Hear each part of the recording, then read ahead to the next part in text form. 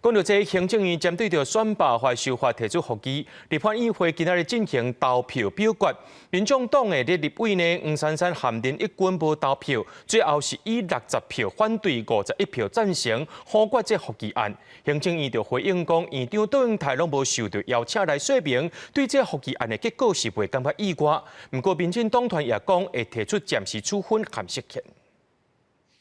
本院原决议予以维持。行政院针对立法院三读通过选罢法修正案提出复议，立法院会11表决虽然民众党立委林奕芬、黄珊珊因为出国无投票，最后由原伫拿被联署之下以60票反对51票赞成，复议案予否决。要毋过民进党团请声要提暂时处分甲释宪。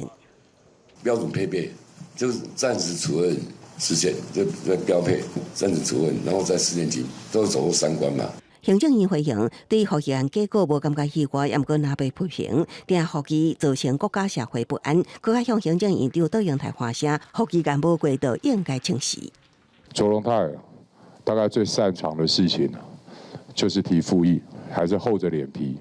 赖在行政院院长的座位上，这是国家的不幸。这摆选罢法修正案将定连锁加严条款，明定罢免案提起人，加连署人名册、爱护身份证将发明影本，没有他人雇主连署处5年以下有期徒刑，拘役还是扣薪代票100万以下罚金。那也立委吴宗宪强调，有严格连署才会提悬罢免的公正性，无希望在罢免结束了后，改变做大告发时代。如果你今天去做一个违法的联署，